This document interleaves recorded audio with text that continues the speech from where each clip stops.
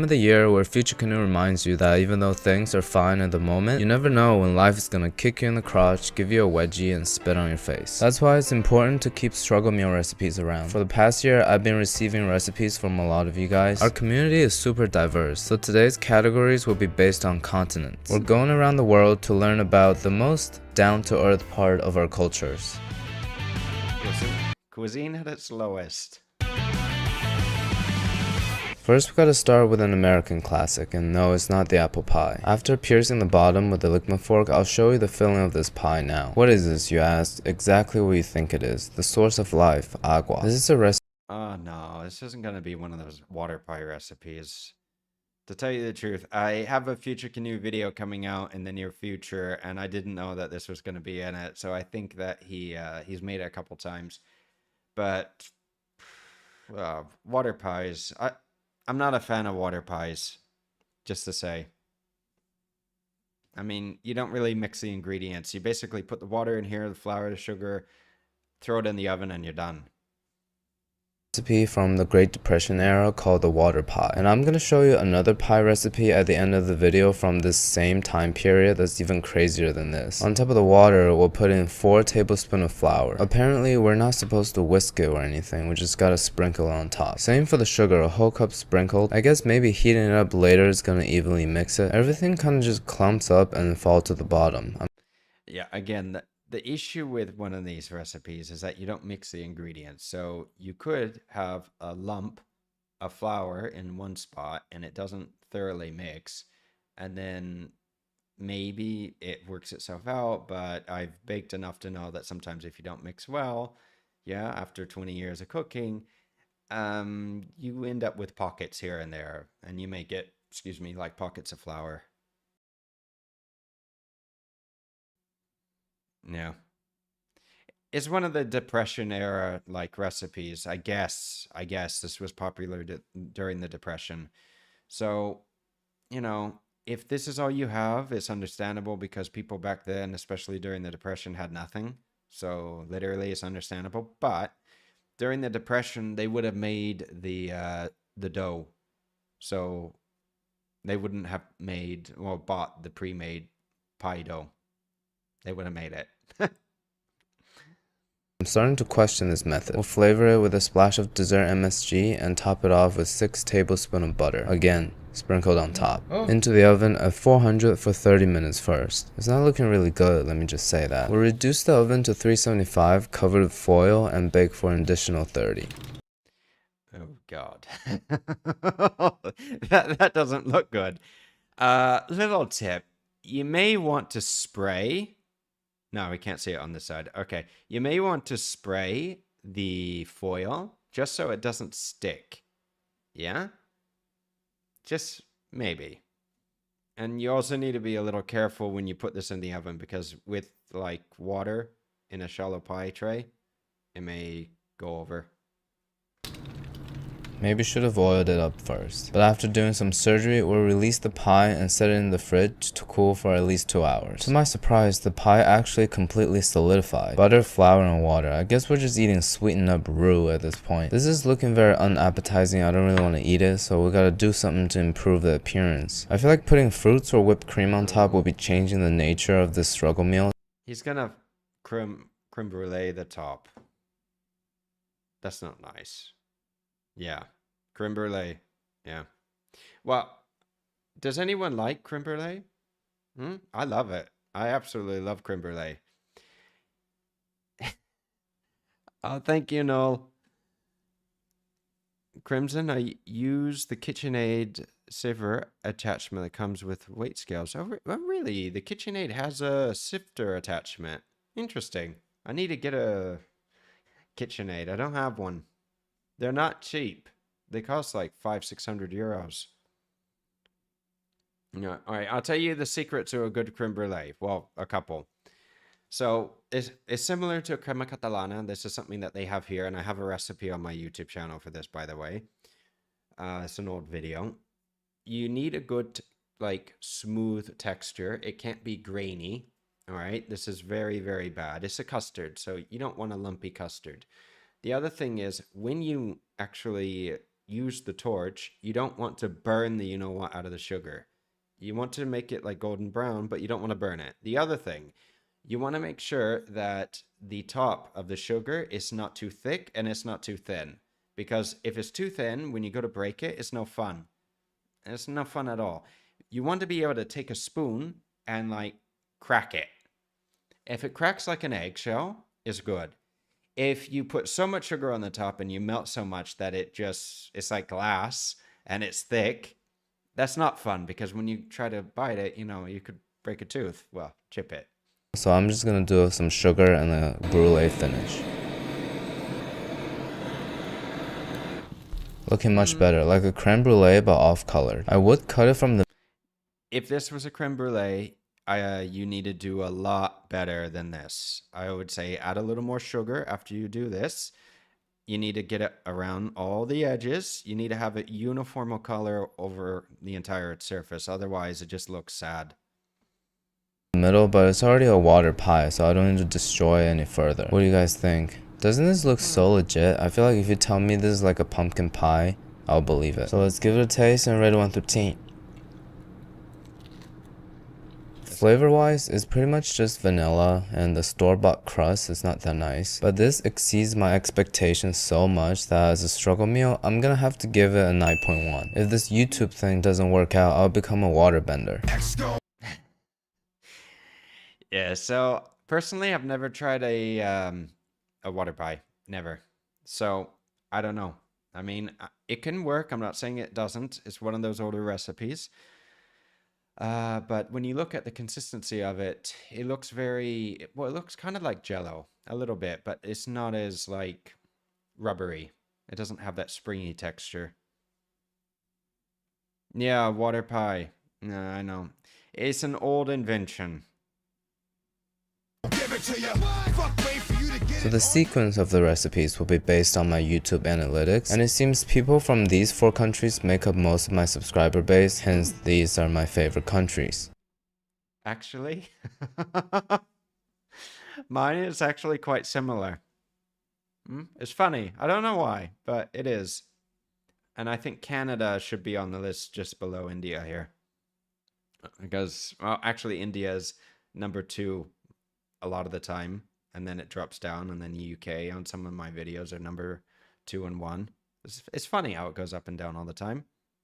Our next video coming up is going to be a family recipe around the world, and we're improving our recipe submission method this time. If you want to contribute with your family recipe, fill out this Google form. I'll link it in the description. I'll save your responses and go from there. Moving on to Europe, our first recipe is from Germany called the Toast Hawaii. This is sent from B, and nothing about it seems German so far. So we got 2 pieces of toast, and then we got a layer. What makes this Hawaiian? Are they going to put pineapple on this like on the pizza? You know, by the way, that the pineapple pizza is not actually Hawaiian. It was invented, if I'm not mistaken, in Canada. And they just called it the Hawaiian pizza for some reason. Might as well put mango on it. I mean, mangoes grow in Hawaii too. Them up with ham. Did you notice that I cut the circles in half to cover the corners like a caring mother? Next, intuitively, we gotta put pineapple on top. I can't find the slices, so we're gonna have to go with crushed. Finally, topping it off with a slice of American cheese. I didn't know they sell those in Germany. Oven at 350 for 5 minutes. After the cheese melts though, B told us to garnish it with a cocktail cherry. We're making struggle meals, we're not insane, so I'm just gonna garnish the toast with another piece of toast, turn it into a sandwich, cut it diagonally like a pro, have our cross-section inspection, give it a taste, and rate 1 through 10. I think this is going to taste a little different. I've never tried pineapple with ham, to be honest. Not in a sandwich with cheese. Never. I think this bite was starting to be a plane ticket to Germany, but somehow it emergency landed in the eastern part of Washington state. It tastes like a bad Hawaiian pizza. I'll give it a 7 out of 10. Do German people actually eat this? Let me know in the comments. They should have put some sauerkraut on it or something. I mean, honestly. Some Frankfurters use that instead of this. I don't know. What do you guys think? Would you eat this? Me? No. I mean, I may try it. A very small piece. A very little piece. Yeah? Not like Jack, where I just take a piece and then go, and then say bye, yeah? I don't know. Maybe some kimchi on this would do well. Yeah, maybe we should try Gordon's recipe with kimchi. Maybe that would be better.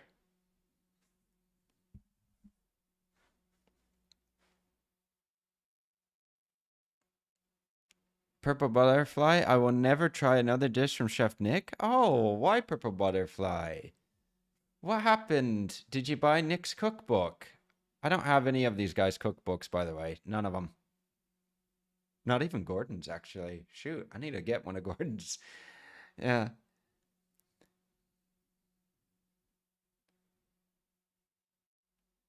Oh, thank you very much, Cheddar. Well, I mean, it's not like I'm trying to be fair with Nick, like in our last video. So if anybody's seen our last video of Nick making like his egg fried rice, he lost his uncle title. So why did he lose it? Uncle Roger basically said because he used fake flames on his egg fried rice, and that was it. He lost it. Me, I don't think it should be just for that with the fake fire. I think it should be a little more, I don't know. I think it was for clicks mostly. Because personally, I think Nick, he knows how to cook. I mean, it's not like he doesn't know anything. Nigel or Uncle Roger already gave him the little honorary title. And then his new channel, he lost it. It's true that his previous egg fried rice was better than this one, a lot better, because this one was just a little weird. It was bizarre.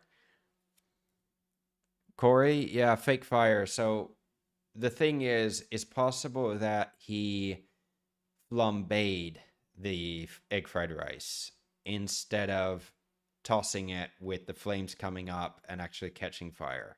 So when you see like a real wok station, they have a bunch of fire and flames coming up, and with the oil in the pan, it ignites and you have fireballs coming up. Okay, it wasn't like that in this video. It seemed a little bizarre, and more than likely it was flambéed. And the reason why he flambéed it was for the camera. It was for no other reason than the camera.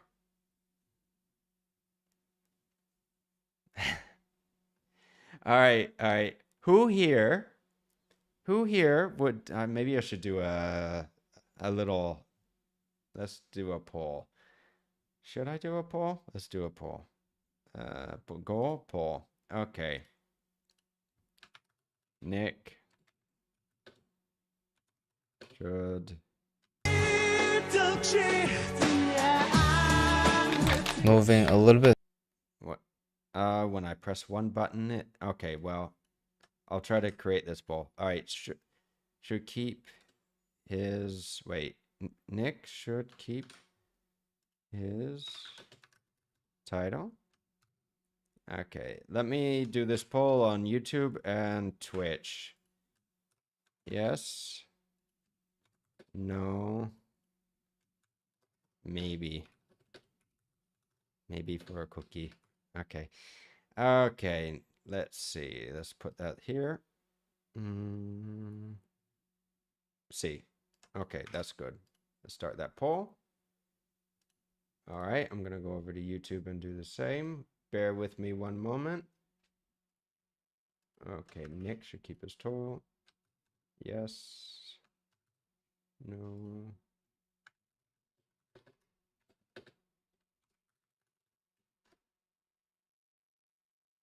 Okay. And once more, because I have two YouTube things going on here. Maybe no.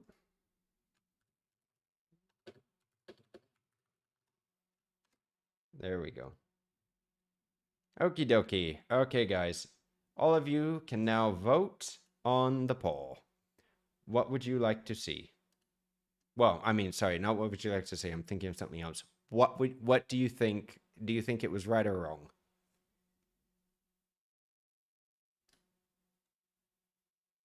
Ah, no. One moment. I'm having some issues with YouTube chat. Seriously, right now? I don't know why, but every single time Southward, I do arriving at the anything, land of whoops, every single time that I do anything with YouTube right now is asking me for verification every 5 or 6 times a day. Seriously.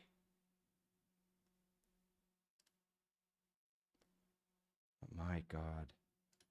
All right. I apologize, guys. Google is asking me to verify everything right now because they've had a bit of an issue recently. One moment. I apologize. In the meantime, this would be a good time for a potty break.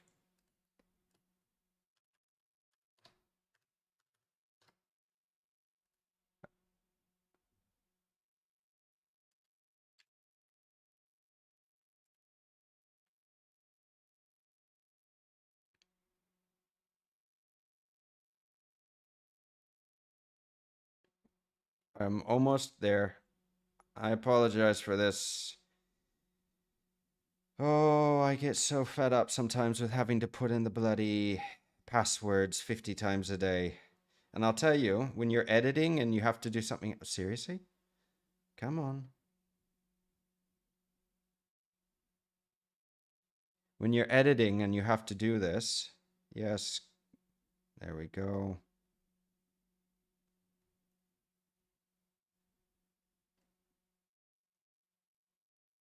Right. All right. I'm almost done.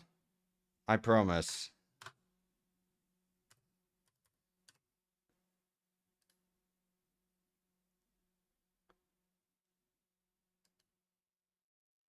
Me cago en la puta madre, honestly. I swear to God. If it recognizes my phone, then why the bloody hell is it asking me 50 times a day? Okay, well, I can't use that chat now. All right, great. Now I'm down one chat. Google does it again. Okay, well, at least I have one chat.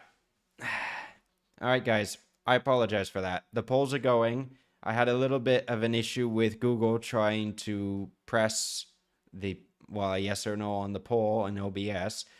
Google wanted me to verify in live chat again, and I just did this about 10 minutes prior before starting because it doesn't remember my computer. Yeah? Fantastic. So, in any case, I still have chat. We had a bit of an issue last week with chat, but I still have at least one. So I'm still seeing at least one chat right now.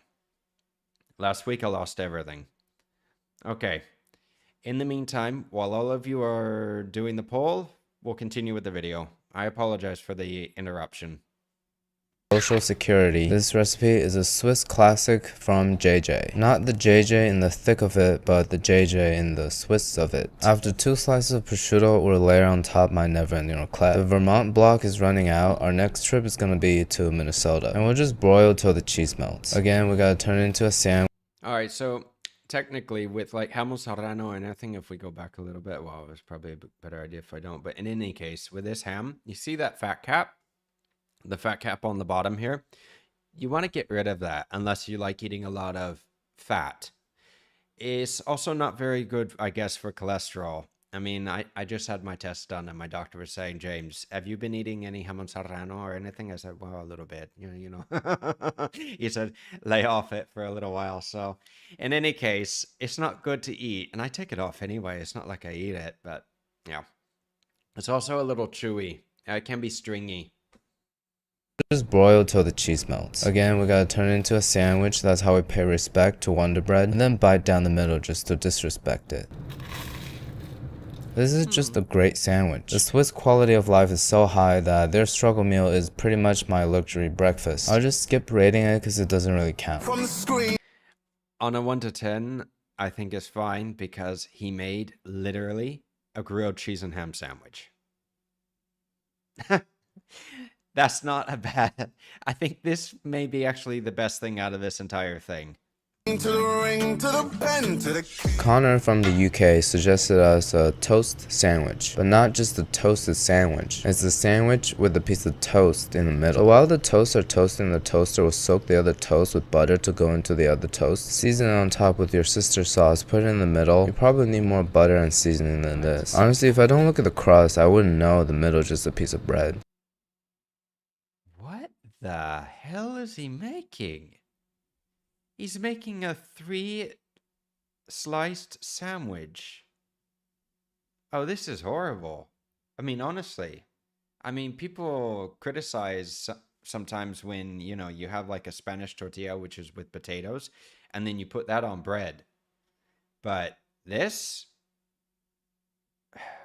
I mean, he could have just made some French toast. That would have been better. It is moments like this I get reminded how good butter is. The inside is so moist and flavorful, it's almost juicy. This is a 9 out of 10. I guess British cuisine is taking the lead in the struggle meal category. Beans on toast. All right, so real quick. Apparently, when my dad was growing up, he used to eat what was called sugar sandwiches. So literally, bread, butter, sugar. He liked them, apparently. The other thing that he also used to eat were cucumber sandwiches. A little bit bread, mayonnaise, cucumbers. It's just, I don't know. That was a snack normally when he would get up in the middle of the night. He would have a snack. He loved cucumber sandwiches.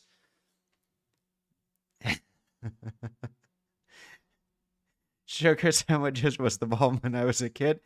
Yeah. Yeah, I mean, it's not something I grew up with, sugar sandwiches. It's just not something that I grew up with, so, you know, I don't know. Me personally, I wouldn't be eating that because I don't want more cavities, but that's just how it is.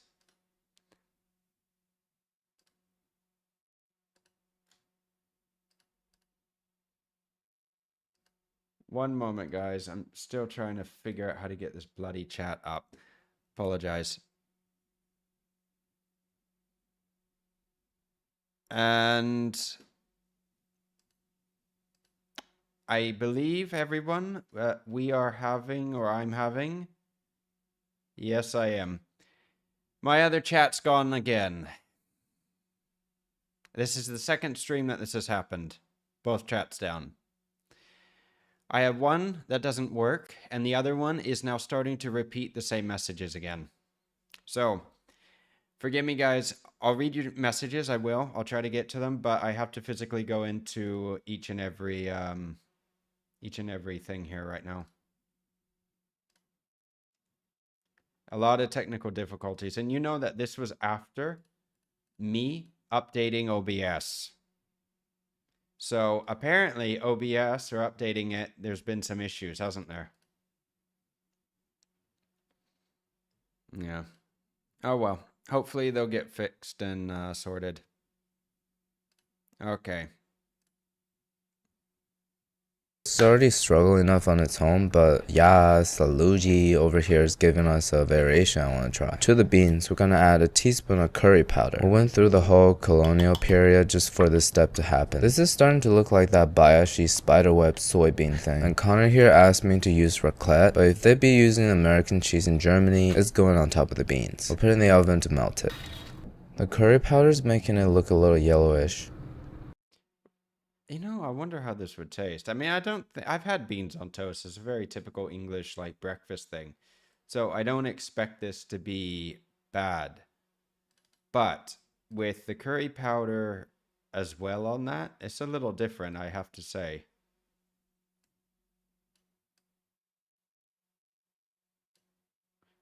I don't know. I think it'll The be curry okay. flavor works really well with the sweetness of the baked beans. The cheese I can do without, but still I'm very impressed. I've been eating baked beans for so long, never thought putting curry into it. Another high score, 8.5. British people knows what's up.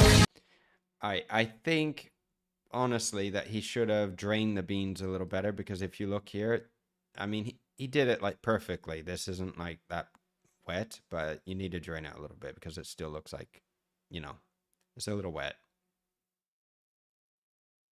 There we go.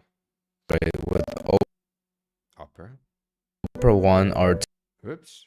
We have an ad. Okie dokie. Fast forward through the ad. There we go. Didn't know there was an ad in this video. Haverex, you have a question. What's the best way to clean spring onions, especially green tops, without washing too much?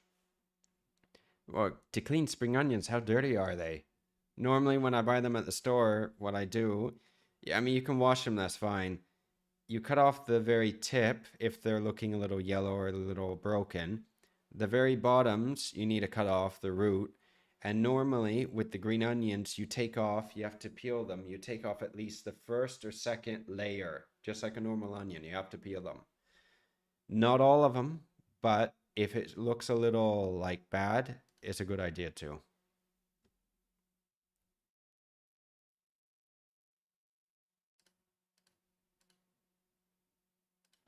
And I mean, if you have like an issue with the spring onions, it should be okay though. Hi, Spirit of Adventures. Yeah, I live stream, huh? Well, I'm starting to live stream. I haven't been for a while. And if anybody's wondering right now and anybody has just come on, if I'm not replying, it's because the chat is down on OBS and I can't see it. And it is. We're cooking the apple slice Oh, muy bien. More technical issues. Go back a little bit. you upload. Opera 1 or 2 isn't just functional, it's intuitive. Ready to elevate your browsing? Check out the link in the description and try it out for yourself. So Hex/Kai calls this the Polish applesauce pasta. I was afraid that it's gonna be what I think it is, and it is. We're cooking the apple slices in butter, sugar, cinnamon, a round of sugar so maple syrup again. We'll simmer that on medium-low till it's slightly caramelized, and very unapologetically we'll add in the macaroni. I would be a little grossed out if it weren't for what I'm about to do at the end of the video, so I'll keep an open mind and give it a taste. Oh, this is bizarre. Now, I mean, personally, I don't think it's going to taste like super weird because macaronis, little macaronis, it's just pasta. It's not like you're adding chocolate and you're adding a whole bunch of other flavors to this. Pasta has a very like neutral type pasta flavor, so I don't think it'll be bad, but it's going to be super sweet. It's like an apple crumble, but instead of brown sugar oatmeal on top, it's slimy macaroni. It's not that bad. It's like biting into an apple, but there's a bunch of worms in it. I'll still eat it though. I'll give it a 5 out of 10. Since we're already in Poland, we're doing another recipe in the general Slavic area. It's a strawberry pasta. What's up with strawberry pasta? Is anybody from this area? Can anybody tell me if this is like something common from where you are?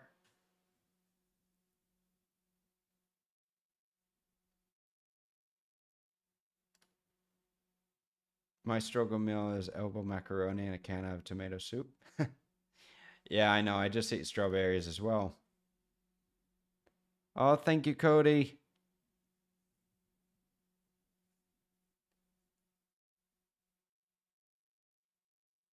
You think it's a Russian thing? Oh, I don't know. I mean, I've never had strawberry pasta before. There's something a little bizarre for me. It's just weird. Slavic people putting fruits into pasta? So to whole strawberries, we'll add in sugar and some heavy cream. I don't have cream here, I'm using milk. Mash it up into sauce consistency and then very unapologetically again add in the pasta. I see what they're doing here. They're trying to pretend it's bolognese. I mean, tomato is a fruit. Yeah, tomato is a fruit, but the flavor of tomato and strawberry is nothing to do with each other. They are completely different. Like you couldn't have one couldn't be further from the other. Different. And this is super sugary too. You just added a little bit of sugar to this. Sweet.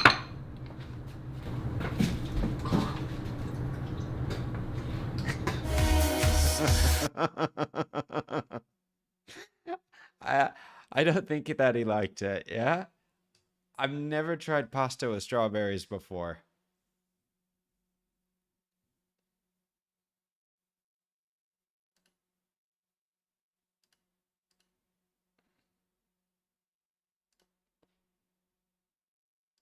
Yeah, it's something bizarre though.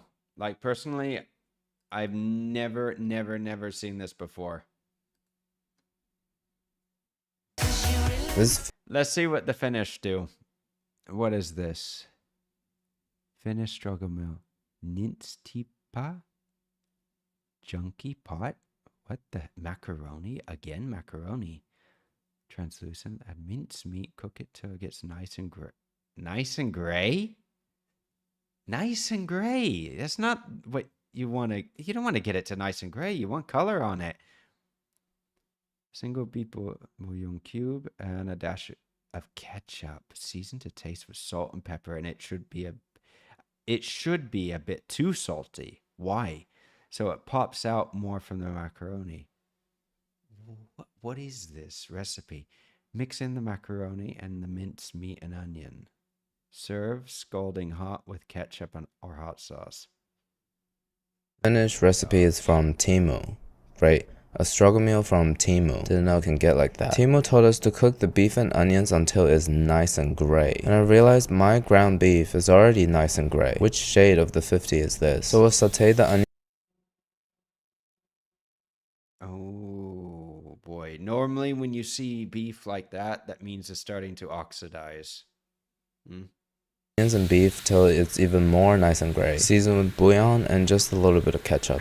We'll add in the macaroni, finally feeling like a real pasta dish. Let's just give it a taste straight out of the pan. It tastes pretty good. Apparently this is a well-known dish in Finland called the nisti pasta. Lacking a bit of creativity, it's like a picky American kids meal. I'll give it a 6 out of 10. Using the same... What was this for? Was this like a hangover type pasta? I mean, it kind of seems like a hangover type pasta, no? It's a little bizarre. I was told by a few Finns that banana on pizza is also very common in Finland. And I have never had banana on pizza before.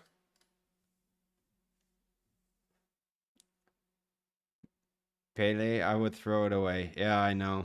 I would too. Instead of stew, is garbage pasta. Well, I don't know. I mean, does that look worse than Jack's garbage stew, or does that look better? I think personally, it looks a little better.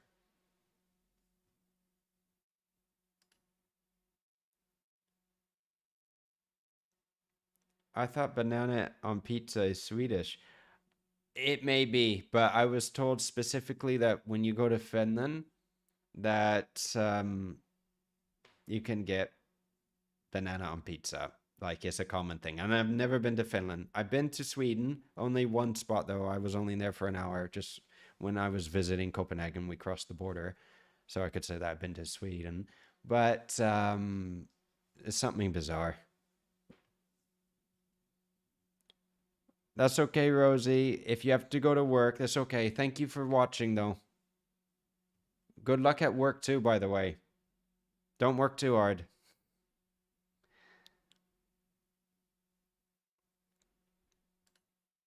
Beef mixture will put on a piece of toast. I was only gonna do one German recipe, but this guy is hella persistent. So we're gonna get... Dear Mr. Canoe, I'm writing in regard to your request to have recipes for struggle meals provided. Here comes my contribution from Germany. Toast lasagna. Fry some mincemeat in a pan and mix with ketchup.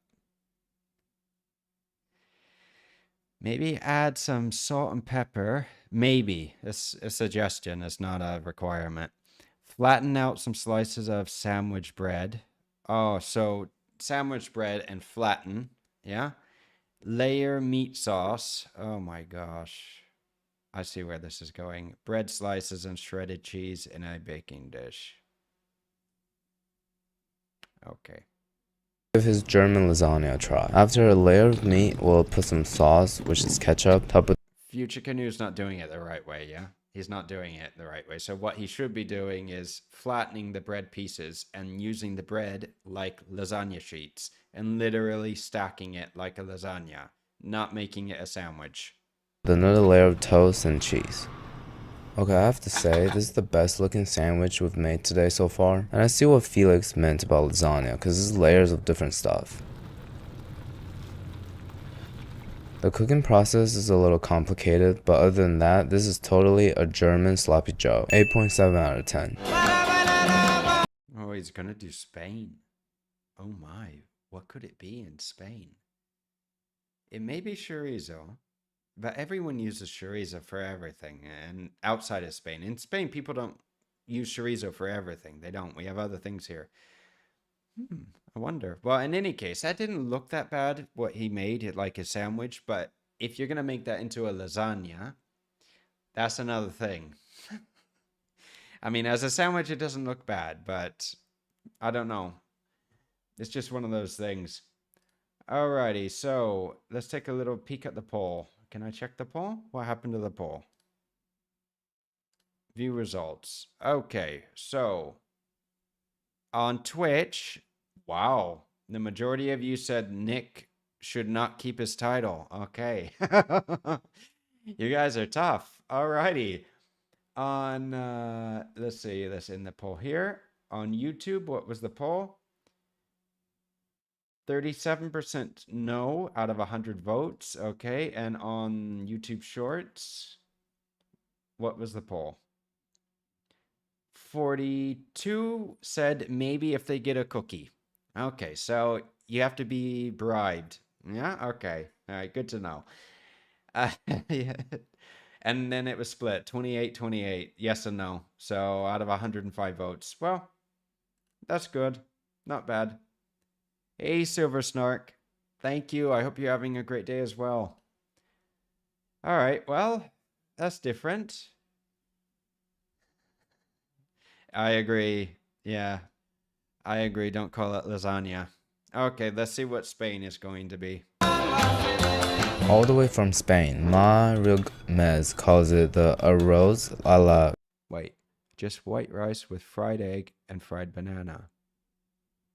Oh, I know what this is. Yeah, very good and famous bananas. Yeah. Arroz a la cubana. So, arroz a la cubana here in Spain is this. I had to eat it, and I'll tell you what, because I'll say this. I don't like it because of the way that it's made.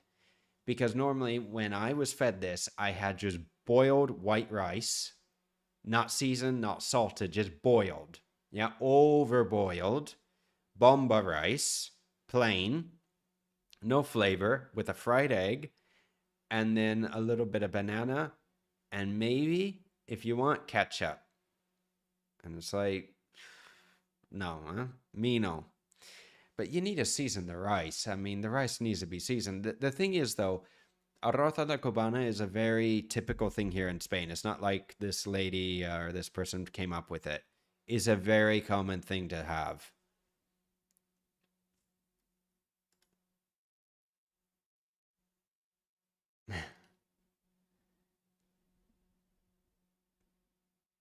Banana or plantains? Okay, so here's the thing. Technically, they're bananas. All right, so in English, a banana is sweet. Plantains, you have to cook. Plantains are the big ones. You have to cook them. They're more savory.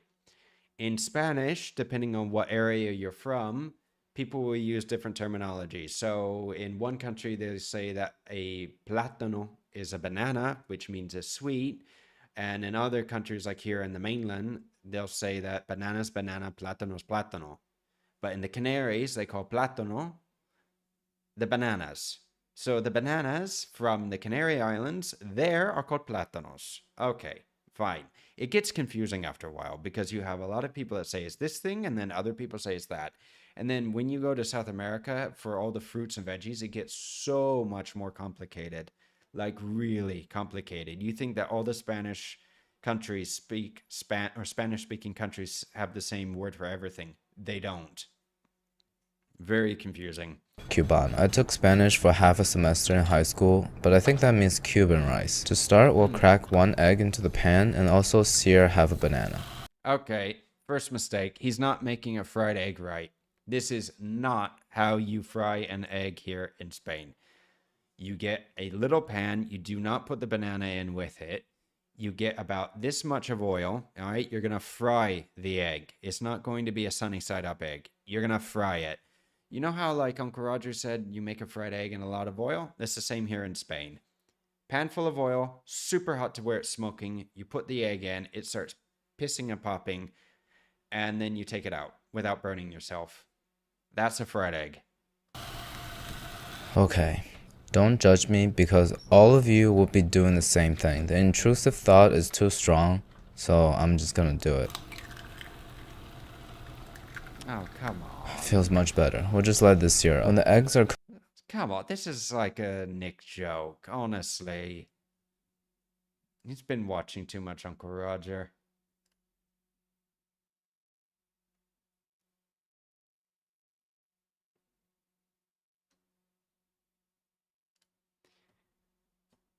Pan-fried oil. Yeah, I know. South America, you can buy fruit by pointing at it because the names are so confusing. Oh, maybe, James, maybe.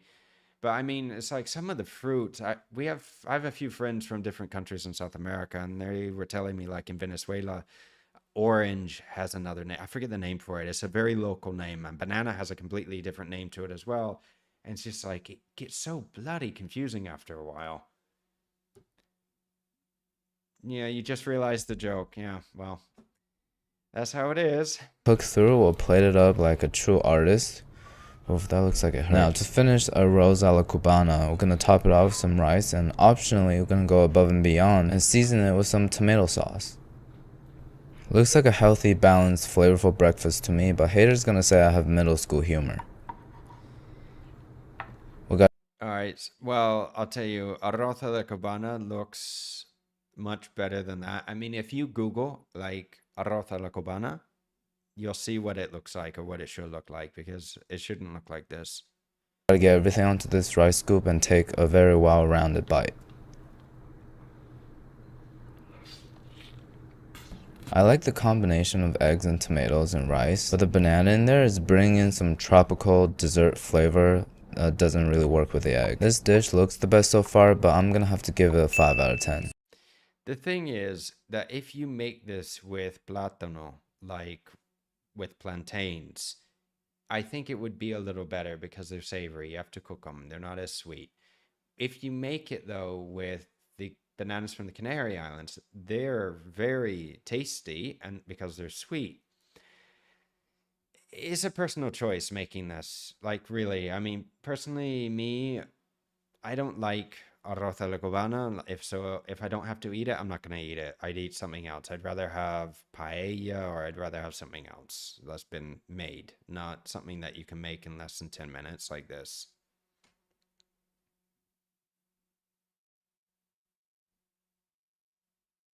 Noodle with rice, yeah.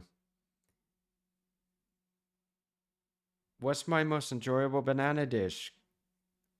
That would probably be, well, hard to say. Well, I mean, I love banana bread. That's easy to make at home. Very easy. No, no, Jeff, you didn't miss it. We're still live right now.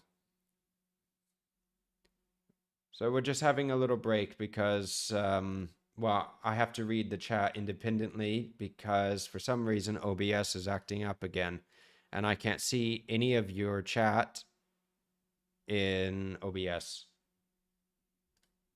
So that is how it is, and I have to physically go to each and every tab. Nicaragua, a fish with herbs covered in banana leaves. When in Nicaragua, a fish with herbs covered in banana leaves put in a dung hole. A dung hole, or you mean a dug hole, no? Dug hole, put with coals under and above, covered with dirt. Oh yeah, well, they kind of do this in Hawaii too, though. I mean, they'll dig a pit and then they'll do a roast. So they get the pig or whatever they're going to be roasting. They have a massive fire pit. They wrap it in leaves. They have fire under and up and above, and then they cover it. It's an earth oven, basically. And it works. It does. It's just that, you know, it takes a little bit of practice.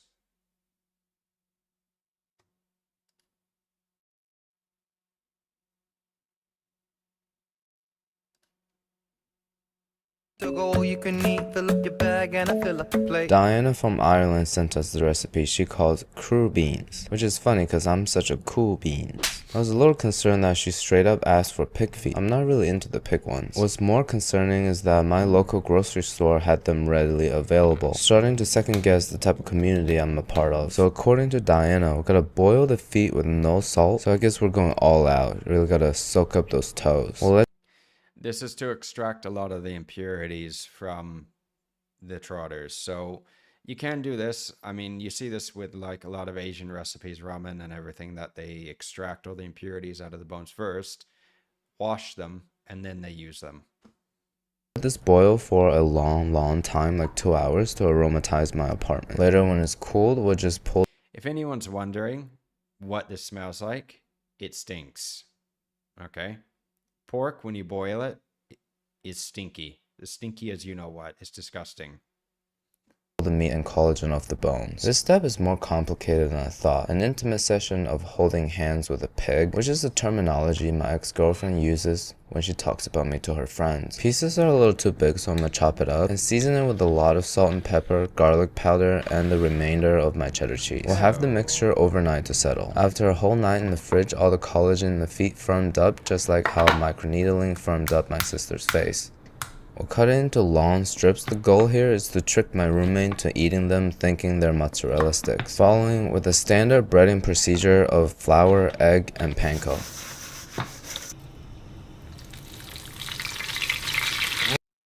If anyone's wondering, that's the amount of oil roughly you need to make a Spanish fried egg. Yeah, when you fry it, you need a lot of oil.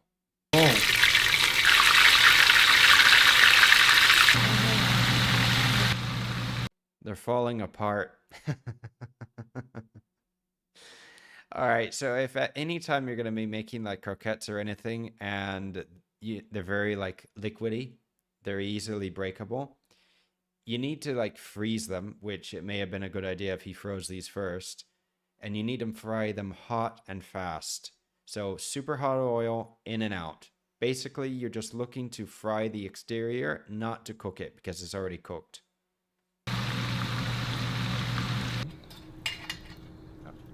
Oh my god. Something tells me here that this is not an authentic Irish version of a crude bean. All this work spent on feet, now all I have is fried bits of jelly. Oh, this is not nice. It's actually not that bad. It tastes like a more tender version of a salami. It's better though. It's fatty, salty, the crispy bits contrast with the soft texture of the feet. I'll give it an 8.5 out of 10. I'm totally digging this. I wonder how good the real thing tastes like. I think that if it's made professionally, it would taste a lot better because that looked horrible. Thank you, Joe Peace, for the donation. I appreciate it. If anyone is donating or subscribing or anything, I do appreciate it, but I'm not able to see it as quickly because, again, I'm, well, on OBS. I have to go individually to see all the chats. So, James, no, that is Swedish. They let cod ferment for 2 months. Oh, interesting. Oh, yes, they do. Yeah, in Iceland, you're right, James. They do. In Iceland, they bury, if I'm not mistaken, it's a Greenland shark that they bury for months and months and months on end because it's actually toxic. So they have to bury it to allow it to like fester, ferment, and it changes the chemical structure of it. Apparently, I think there's a video of Gordon seeing this or actually like trying it, and it wasn't nice. Like, I think he threw up or something. We should watch that video. It's funny. Okie dokie. The Americas. Our next recipe is from Jens. She's an American college student sharing a dorm room meal. All dorm room meals qualify for this episode because all college students struggle. I'm making this recipe because I feel bad for her because she went to a college that's not worth going to. And since she mentioned it, I guess we'll call this recipe the hotelly breakfast. So some oats, will crack in an egg, pour in some water, mix that into it, throw in some spinach in the end. Spinach is my favorite vegetable because I can't really taste it. I'm gonna microwave this for about a minute or so. Another great part about spinach is how relatable it is. After it's finished, it shrinks into almost disappearance. I really hate oatmeal because it's horse food, but let's give it a taste and rate 113. This doesn't look nice. The egg in there helps a lot. It makes it taste less sad and kind of creamy too. With the vegetable and the whole grain oats, this is really balanced. Jens is pretty smart. I'll give this a high score of 4 out of 10. A high score of 4 out of 10. The eggs on toast and everything else scored a little higher.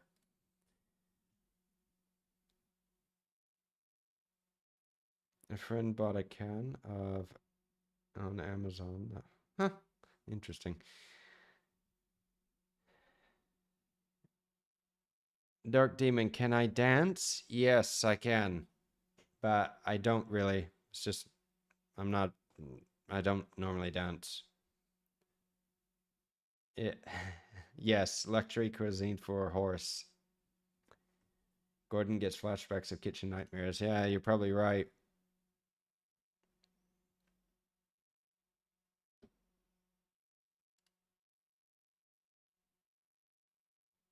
VK, you wouldn't eat that. No, I don't think I would either. No, no, no. All right, let's see what Canada has up their sleeve. Our friend Zipper calls it the Canadian poutine, which is great. I feel like I haven't had KFC since high school. So we basically just layer in fries, gravy, and cheese on top. I got the chicken tender combo, so I'm gonna cut a few pieces of the tenders into it too. Gravy and American cheese, I'm gonna put it in the oven for about 5 minutes. Oh, is it gonna be so soggy? Oh, that's nasty though. I mean, when you get fried French fries and you have fried food, you want it to be nice and crispy. That's the texture that is important. Because otherwise, you're just eating oil if it's soggy. There's no other benefit to it. My first bite of poutine in my life. It's amazing. I love it. I feel like generally Americans like to shit on Canadians for absolutely no reason just because they think they're cool or something. Only the lamest losers in America will talk negatively about Canada. Like this dish over here, it tastes great. It's KFC ingredients, American franchise topped with American cheese because Canada don't have shit. We're entering the Asia category, so be prepared to see a lot of rice. Our boy Chain recommended us a traditional struggle meal of lard over rice. I think it would be better with bacon grease, but I don't have anything right now, so I'm just gonna use my never-ending duck fat. I heated some up just to, kill off the potential bacteria. Hey, this is like a fried rice. We'll mix the fat into it, just simply season with soy sauce. That's it? Lard and soy sauce? Why not fry the rice then and actually make fried rice? Oh, this doesn't look not nice, eh? I mean, it's just eating like fat and rice.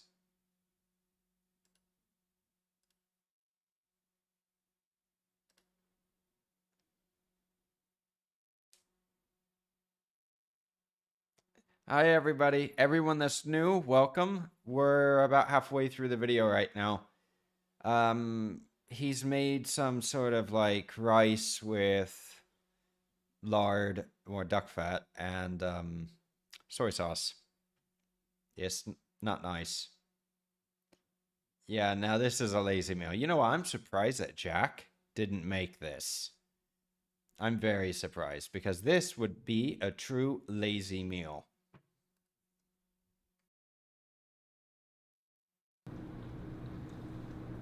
I was kind of joking when I said fried rice earlier, but it tastes exactly like that. It has a very balanced mouthfeel. You probably need a good quality soy sauce though, because it's the only flavor there. 7 out of 10. As he pours on the soy sauce, yeah? He's gonna drown it in soy. Our next recipe is from my P.O. box, along with some gifts. When you send me gifts, you get special treatment. This is called a tamago kage chain. It's very simple. It's just cracking one egg into rice and whip it like there's no tomorrow together. I would beat it on the couch, but I'm kind of tired. When the egg gets really fluffy and coats the rice, we'll put it in the ramekin. Sprinkle a layer of furikake. This is like a seaweed creme brulee over here. Oh, that's how they eat it. You know, I've seen something similar to this. I've never been to Japan. I don't really know Japanese cuisine. If anyone has had time in Japan or anything, please let us know down below what this is specifically and how they eat it. But if you do this, you need to be careful that you don't get any salmonella, okay? So you have to make sure.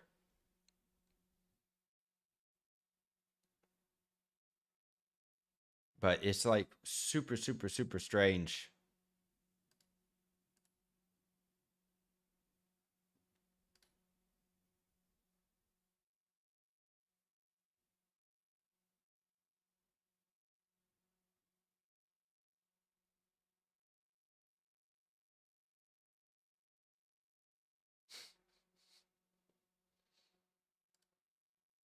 Yeah, no, this is just one of those recipes that is a bit strange. SVR? Yeah, I know I do. I know I need to go to Japan. I want to. Now, if I go to Japan though, I'd have to spend a little while in Japan because I want to visit not just Tokyo, but other places. I'd love to go see some of the knife makers. I really would. And I'd love to see the country.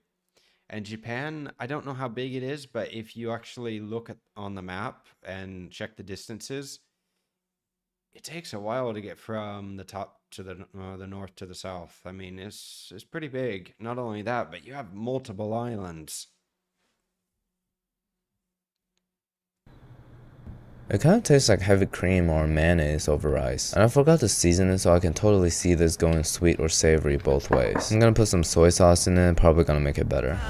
You know what I think would make it better? Just put some sake in that and it'll make it better. You also probably sanitize it. You won't get any food poisoning with alcohol in it.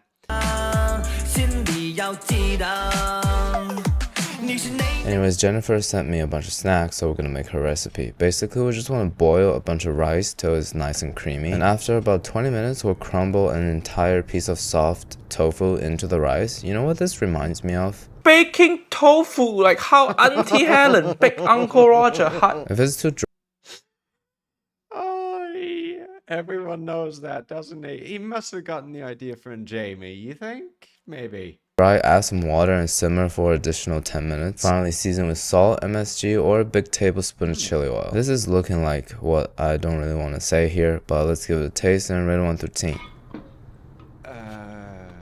Okay, just before he says it, the texture looks a little... I'll tell you, that's not the nicest texture. It's a little gelatinous. Doesn't look that nice.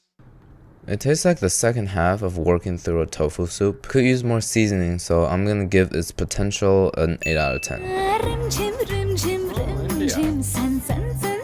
Moving on to one of my favorite countries, we're doing a sweet version of roti. The problem is I can't find roti and I don't really want to get Nutella right now because when I get it I have to finish the jar within 2 days. We're gonna improvise and make a caramel sugar naan. So we start with a bunch of sugar in the pan and char it.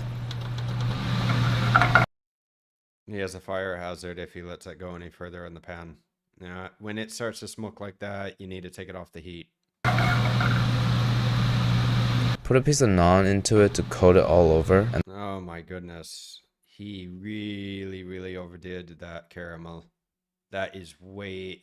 That's dark. He's burned it. then finally drizzle the caramel on top. The thing is with caramel sauce, that is black. He burned it. The problem is with caramel sauce is that once it starts turning color, it happens very quickly. There's a moment that you need to stop the process, because if you don't stop the process, or if you don't take it off early enough and allow it to carry over, it will continue to cook because the heat is retained in the sugary mess. It's also retained in the pan. If you have it like a thick bottom pan, that is dark.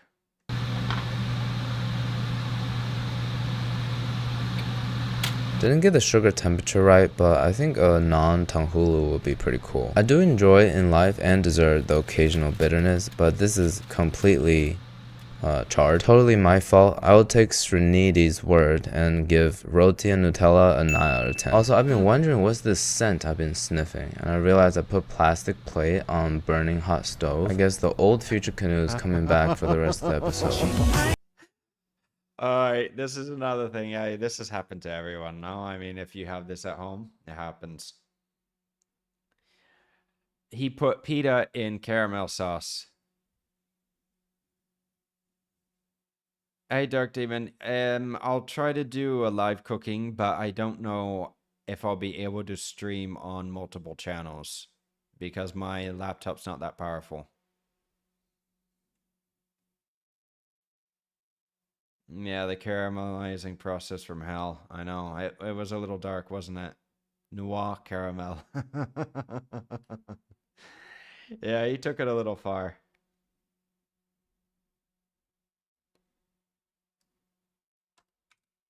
1 minute, guys. I have a request to do another poll on Twitch. Okay, let me do a new poll.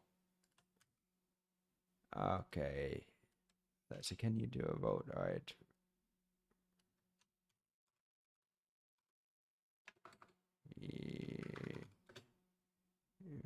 One moment, everyone.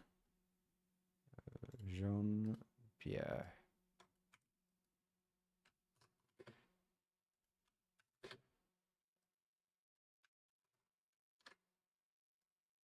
One second. Almost done.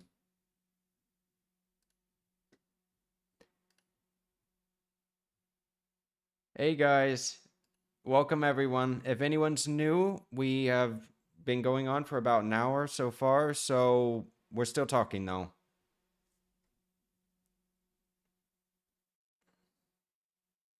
Okay, Taiwan again. Another Taiwan recipe, another block of rice, cause some stereotypes just write themselves. This recipe is from Denise Go. I don't know if she's Taiwanese, but she's specifying meat floss, and I think that's a Taiwanese product, so we're just gonna group this to Taiwanese. All the Meat floss. If anyone could specify what that is, I would appreciate it. What does he mean by meat floss?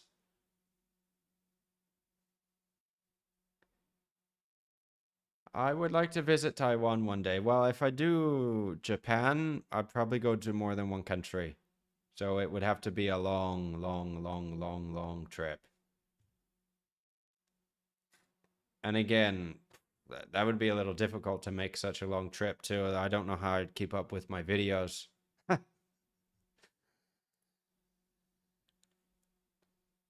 Flossing my teeth with the meat, is that? No, that's not it. I don't think that's it.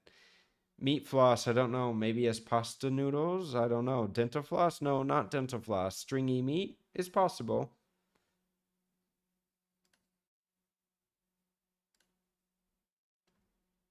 rice is boiling to a porridge, we'll cut a bunch of sweet potato and just drop it in. We'll boil them together for 20 minutes or so, adding water when necessary. The rice is gonna break down, become creamy, and the sugar from the sweet potato is gonna get... Alright, here's the problem. He just added already cooked rice, no, to the water. It was already cooked. And then he added raw sweet potato. So, if you add clumps of raw sweet potato and you boil it, it would take longer than even cooking the rice from scratch. He should have cooked the sweet potato first and then cooked the rice. Why? Because now he's cooked the rice to hell and it looks like mush. And this looks like mush. And it just makes everything look like mush, which doesn't look nice. This is like, it kind of looks like baby food right now. Released into the rice. Eventually it's gonna look like pumpkin pie in reverse. And here comes the real reason why I'm picking this recipe. The last time we bought a whole box of meat floss for one Taiwanese recipe, and I literally don't know how to use this up. So finally we're gonna put a lot into it. Let's put a little... What is that stuff? What is that? Is this like shredded pork that's been dried? It's kind of like jerky. Oh, I've never seen that. Huh?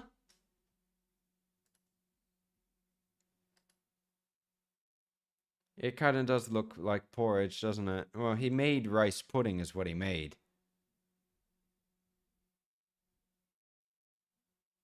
Oh, thank you, Fluxace. Alright, yeah, it's exactly what you described. It's dried pork, finely cut finely, or shredded. Very, very, very interesting. A bit of furikake too. This is the South Asian equivalent of an oatmeal with beef jerky. I didn't expect how good the macros are. Meat floss is basically protein powder. Yeah, it is protein. Okay, the seaweed in the furikake is ruining this so much because it's steaming it and the fishy flavor comes out. It messes with the meat floss and the sweetness from the potatoes. But other than that, it's sweet, salty, creamy, comforting, all the good stuff. I'll give it a 9 out of 10. Alright, that looked like rice pudding. I don't know if that should have been the consistency, because it's hard to tell without another photo to compare it to, because I've never seen this. But it looked like rice pudding to me. Jack McCurdy sent us a recipe from the Down Under. Obviously, we gotta whip out Vegemite. the Vegemite. I don't think I've ever said this out loud, but I'm such a big fan of Vegemite. It's the best condiment. It tastes straight up like foie gras torchon and under $5. Okay, big thing here. If you don't want to destroy your little slice of bread, you may want to toast it. Because as you can tell, Vegemite, especially if you keep it in the fridge, is a little stiff and it sticks to everything. I mean, just look at it. He's tearing the bread. How can people be obsessed with miso paste, gochujang, all these fermented sauce and like sleep on Vegemite, you know? It has all the flavor you need and it can go on any type of carbohydrates. Anyways, we'll put a slice of cheese on top and just toast it. It kind of tastes similar to American cheese. Since the rating of this one is very dependent on my opinion on Vegemite, I'm not gonna rate it. This next one from Jan. Okay, so Vegemite. Has anyone had Vegemite?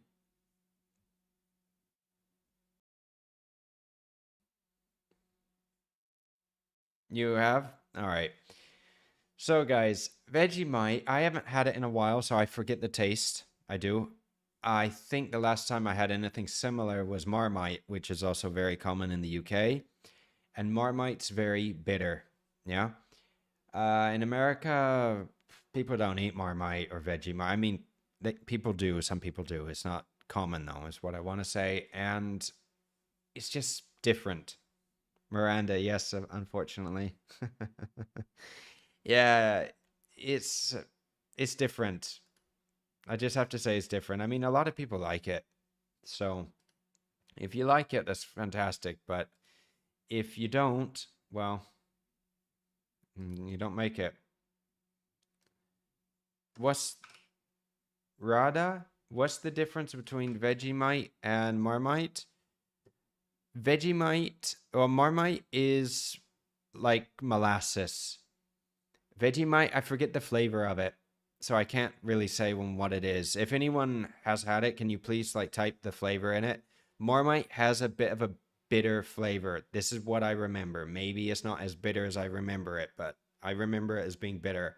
I haven't had it in literally over 10 years, so I can't tell you what the flavor and what the taste is like.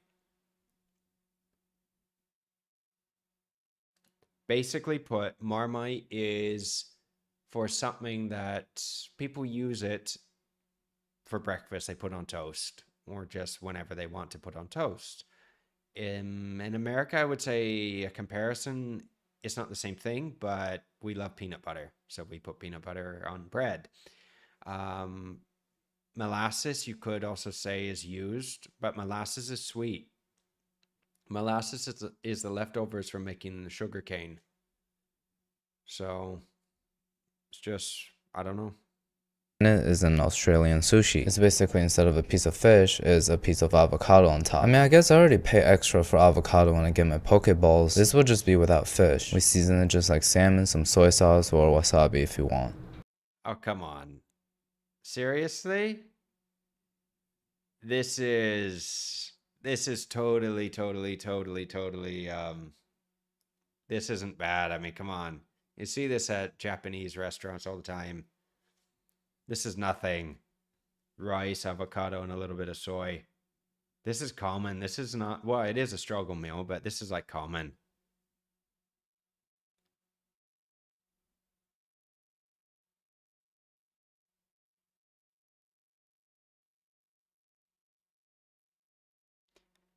Carla, salty and yeasty and sort of meaty with some sort of weird aftertaste as best I recall. All right. Well, thank you for telling me.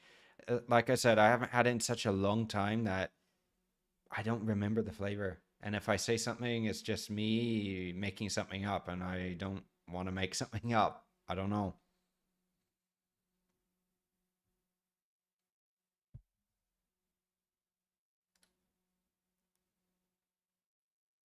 Hey guys. Hey everyone. Struggle, what, avocados are like $10 or something. Yeah, I know, I agree. This is like a posh struggling, no? You're posh, but you struggle. You struggle how? How do you eat? Buy avocados, buy mangoes. Maybe some truffle. Avocados are here are very expensive as well. They're like €1.50, €2 per avocado. I cannot believe my own tongue right now, even though it always lets me and other people down. I really think I'm eating salmon, but not just any salmon, the best salmon I've ever had. I guess when something's full of unsaturated fat, you can't really tell the difference. I can't believe how good this is. Why have you guys been hiding this from me? I'll give this a 9.5 out of 10. I cannot believe this. How did I go through my life? Another depressingly great recipe from the Great Depression era. This is an official Ritz recipe. It used to be written on the back of the Ritz box. Okay, so if anyone doesn't know what Ritz crackers are, it's a very, very, very common cracker in the US.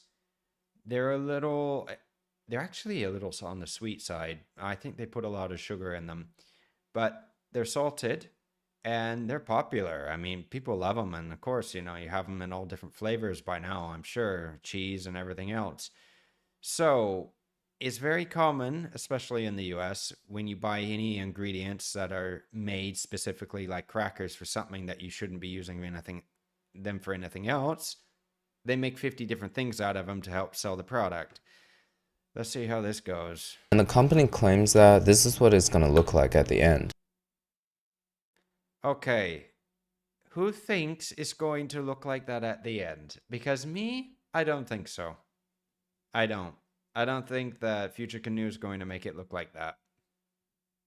I highly doubt that. I've told you guys this before, apple pie is my favorite dessert. It's what made America great in the first place. And this is gonna be great. I haven't had Ritz since high school, and this time no bully is gonna take it away from me. For making the filling right now, the recipe requires exactly 30 crackers. If a whole sleeve is 30, that'll make my life so much easier and show great marketing strategy from the company. Unfortunately, a whole sleeve is 32. I guess I'll just eat it. When I became an adult, I realized that science is not for the enlargement of intellectual imagination. Whoa, how much sugar did he just add in there? My gosh. And is for getting people what they don't deserve. The chemistry over here is 2 cups of water, a cup of sugar, 2 teaspoons of cream of tartar, which is gonna bring out that apple tart flavor, and a teaspoon of cinnamon. Once that comes to a boil, Anyone have any questions about this?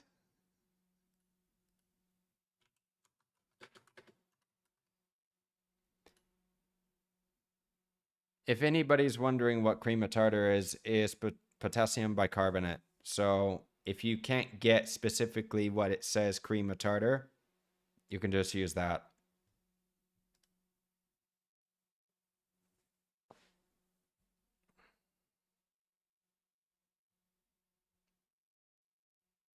Hello, diabetes. Yeah, I know. It's this looks like a sugary mess.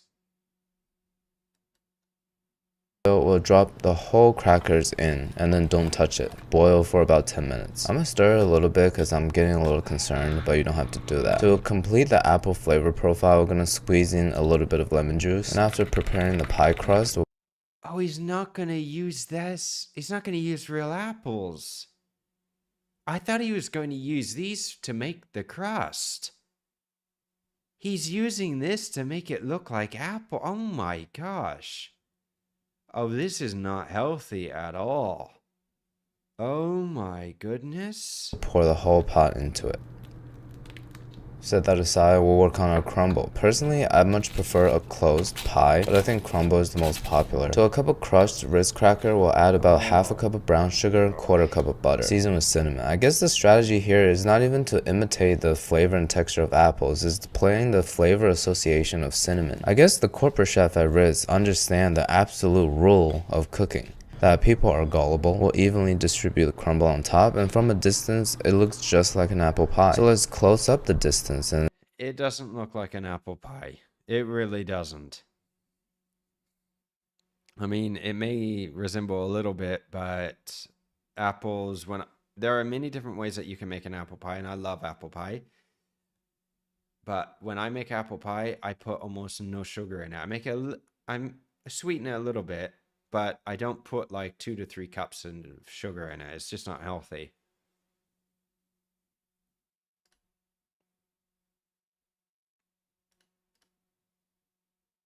Yeah, basically you're right, Carla. This is like a sugar pie. A sugary cracker pie. It looks even more like an apple pie. Like these wet pieces of Ritz has the uncanny resemblance of cooked apples. The first round of baking is at 425 for 15 and then lower the heat to 375 for another 20. This is what it looks like after baking. We're stepping into the scary category, so I'm gonna let it sit in the fridge. We'll evaluate overnight.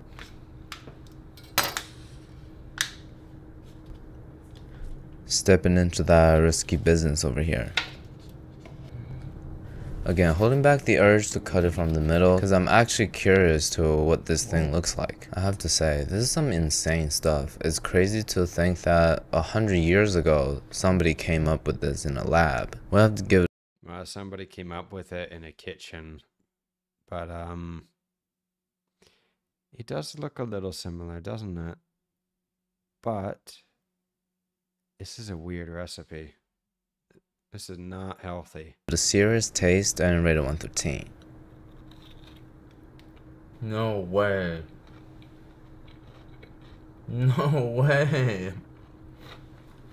It's not even a mock apple pie anymore. It kind of tastes even better than an apple pie. The texture is just so soft and tender, it receives my teeth very well, and the acidity is nice too. Take a look at the filling. Could you tell that was cracker? I didn't switch it out midway through cooking just for the video, by the way. You guys know I'm way too lazy to fake videos. Definitely a 9.8 out of 10. Oh my god. Okay, so we know that he likes sugar because that was full of sugar. Imagine, it looked like he put at least 2 cups, if not more, of white sugar in there, plus brown sugar for the crumble on top. I know. It was the first time that I've ever heard him, like, say this as well. Exclaim that he's super happy. Yeah, it's just a sugar pie. Oh, thank you, guys. Thank you for the tip, Guru. Fake the apple pie represents America at the best. Well, apple pie it's English, but apple pie is very Americana.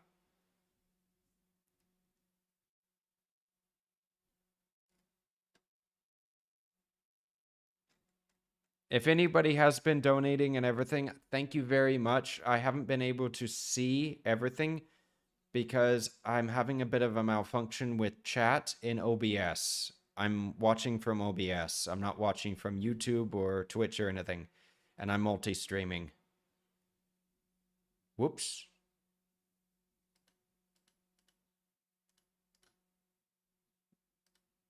One moment, everyone. No. What's going on?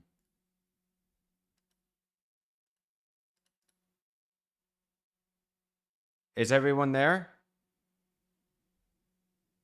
Everyone's there? We just had a little malfunction. Sorry, I pressed a button on OBS. My chat's back, okay? This is a good thing, but I thought I lost the stream for a moment and it just went blank. So the stream didn't stop, did it? We're still live, right? Okay, good. I apologize, guys. God, I've had nothing but issues after having the last update with OBS. Okay, I'm not going to touch any more buttons on bloody OBS. Golly, it's just one thing after another. Okay, so let's see what he has to say.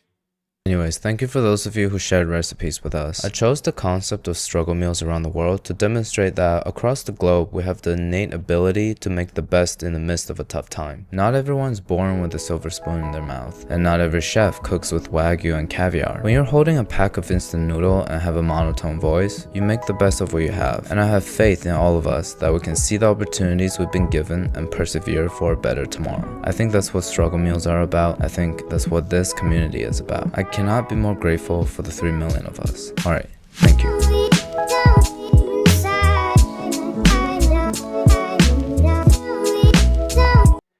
Well, that was nice. I I like watching Future Canoe. I mean, his videos are sometimes a little bizarre, but I think he does well, I can't say he does a good job. He intentionally is satire and he does bad on purpose, but he doesn't do bad for doing bad on purpose. So let's put it that way.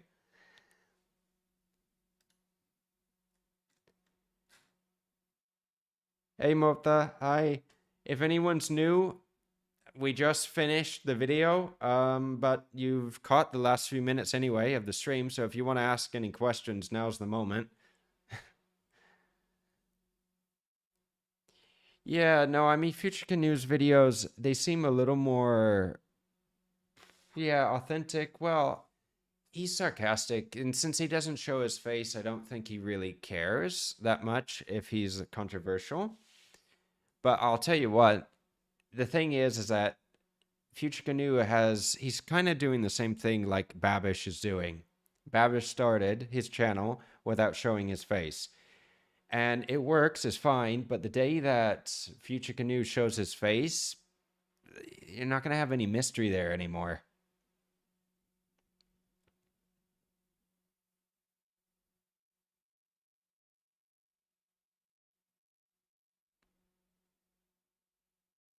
No, he's not as controversial as Jamie. Well, Jamie is a lot more famous than Future Canoe. Jamie's a lot more famous than all of us put together. Can I make a normal apple pie video? Yeah, I can make one. I can. And I should be able to get all the ingredients. I mean, apple pie is easy. Apple pie is basically sugar, apples, and then you have a few other ingredients. You can make it pretty much anywhere if you have apples.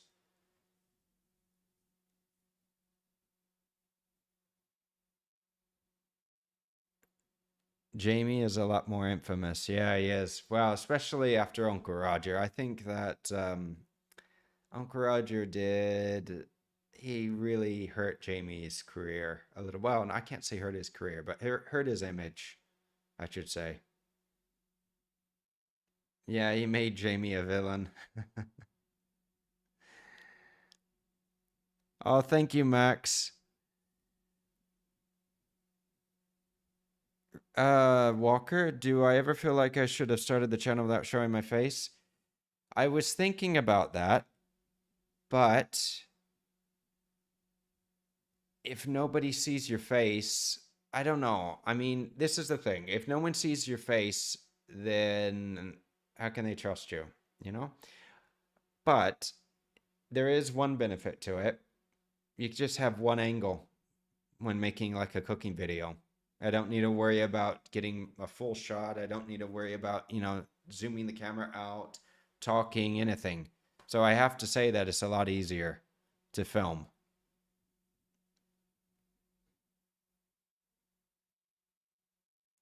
James 1968, if you got it, you flaunt it. Oh, thank you. Yeah, I mean, there is an added benefit. I mean, you don't have to show your face. You don't have to do your hair. You don't have to shave. Well, I didn't shave anyway, but you don't have to do anything. So it's easier.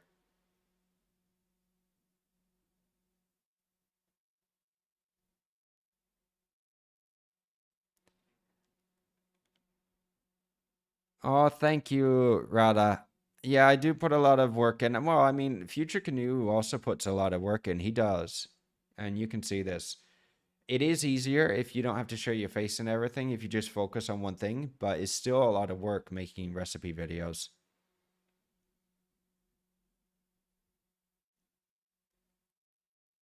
What about the poll? One moment. All right, so I made one poll here on Twitch. Where is it? View results. Okay. Wow. Okay, so out of 11 people, 9 people said yes on a review recipe of Chef Jean-Pierre. So we can do one. We can do one. That's not a problem. And I don't know when we're going to go live again. Maybe this week, but I don't know because this weekend, I think I have a family engagement going on. I'm not sure yet.